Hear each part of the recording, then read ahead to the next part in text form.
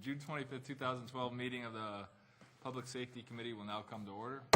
Will the clerk please call the roll? Mr. Antelli. Here. Chairman Hanna. Here.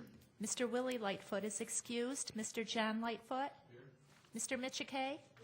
Mr. O'Brien. Here. Dr. Quattro. Here. Mr. Rocco. Here. Mr. Yolovich. Here. Is there anyone signed up for public forum this evening? There is not. Is there anyone present who would like to address the committee this evening? Seeing none. The next item on the agenda is the approval of minutes. You have the May 21st, 2012 minutes before you. They will stand approved unless the clerk is notified of any changes before the end of the day. Next item, new business. Madam Clerk. Referral 12-198, acceptance of a grant. Moved by Legislator Michike, seconded by Legislator Antelli. Is there any discussion? Seeing none, all those in favor signify by saying aye. Aye. All those opposed? Item carries. Next item. Referral 12-199, acceptance of a grant. Moved by Legislator Antelli, seconded by Legislator Yolovich. Is there any discussion? Seeing none, all those in favor signify by saying aye. Aye. All those opposed? Item carries. Next item. Referral 12-200, adopt amendments. Moved by Legislator Yolovich, seconded by Legislator Rocco. Is there any discussion? Legislator O'Brien. Thank you, Mr. Chairman, and through you to the administration. Could we have an indication of what the driver behind the need for the revisions was? What brought about the need for the proposed amendment changes that we see before us?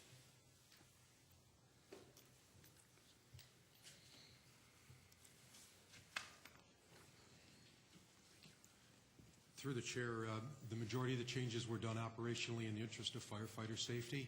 The final change or requested change to the plan involved the reduction of the Fire Advisory Board in an effort to attain a quorum at their bi-monthly meetings. Thank you. And through you, or perhaps to you, Mr. Chairman, is it possible to get the request, the actual language of the amendments? This looks like a pretty good summary, and it does summarize it, I think, in a way that's fairly easily understandable. I'd like to just see maybe in the read and file, would there be the actual amendment changes, or could that be provided to us? So you're looking for the actual the change in the verbiage and everything that. Right. Is that available? Mr. Chairman, yes, we can provide that to the members of the committee and the members of the legislature. Thank you. Is there any other discussion? Seeing none, all those in favor signify by saying aye. Aye. All those opposed? Item carries. Next item. Referral 12-201, authorize a contract. Moved by Legislator Rocco, seconded by Legislator Quattro. Is there any discussion? Legislator O'Brien. Thank you, Mr. Chairman. It says that this is a second stage. Is this was the first stage also completed with Sorensen Forensics in August 2010 through you, Mr. Chairman?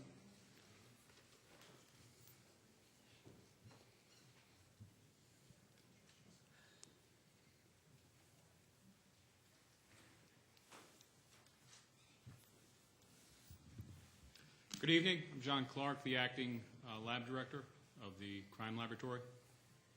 What was the question again? I'm sorry. This refers to this being a second stage of training and builds upon a prior project. Just to be clear, was the prior stage also completed with Sorensen Forensics? Yes, it was. Thank you, and it's nice to meet you, Mr. Clark.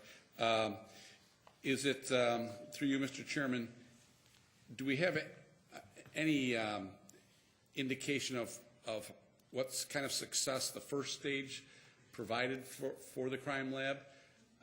Do we have a sense that they kind of earned the right for the second stage, or does the second stage build on the first stage no matter what really the outcome of the first stage was?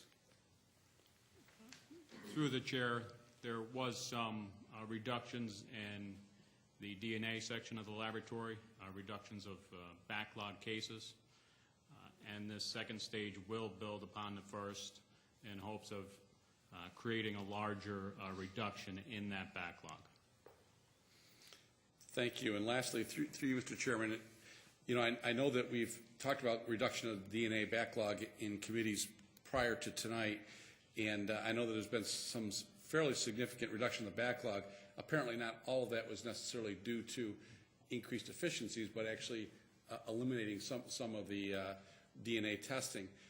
But is it your conclusion, Mr. Clark, through you, Mr. Chairman, that we are actually making good progress on efficiencies and capability with new equipment and so on to actually begin to peel away at the existing backlog?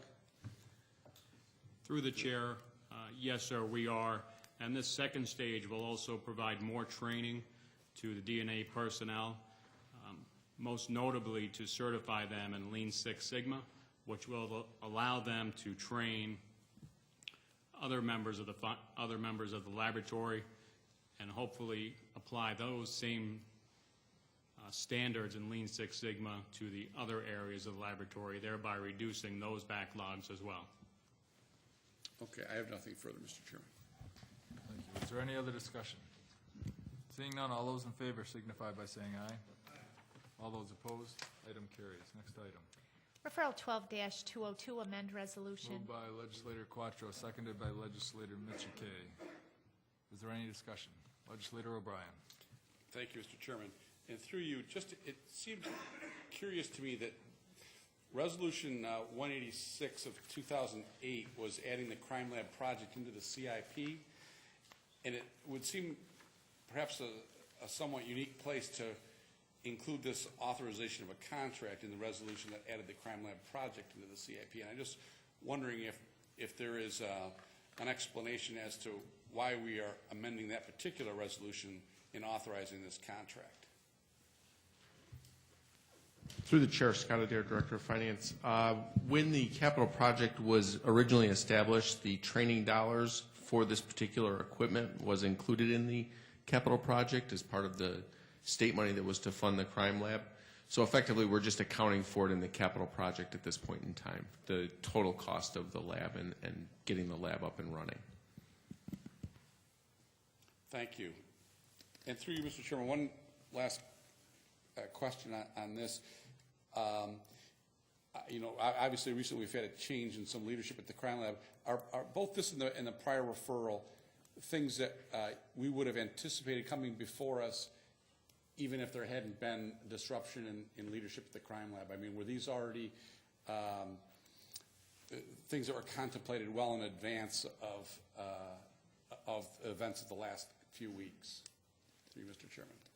Through the chair, as the acting director pointed out, and as referenced by this referral and including it in the original capital project of the crime lab initiation, yes, they were both contemplated.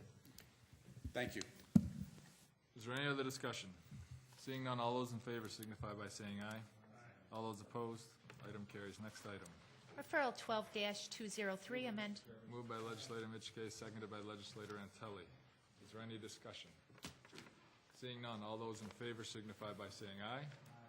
All those opposed, item carries.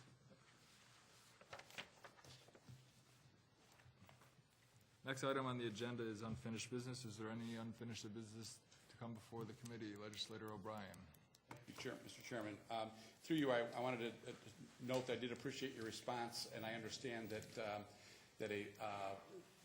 some further explanation of events at the crime lab will come to us most likely in the July meeting rather than tonight, and I appreciated that. And my question to you, Mr. Chairman, is whether it might go beyond just maybe necessarily the corrective action plan, but also, like, are we undergoing a process for a replacement, a permanent replacement? Is that, and those kind of questions that may go beyond just the corrective action plan at that meeting. Okay, I know that the corrective action plan is still they're still complete. You're completing the corrective action, so there was no sense in doing it this evening. Right. We will.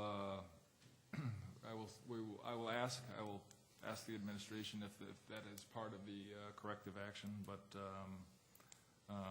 you're talking about going forward, as in replacement for a permanent director, right? I will ask about that and get back to you on that. Appreciate it. Thank you. Is there any other unfinished business? There being no further business, the June 25th, 2012 meeting of the Public Safety Committee stands adjourned. The next meeting of the Public Safety Committee will be held on July 23rd, 2012 at 6 p.m.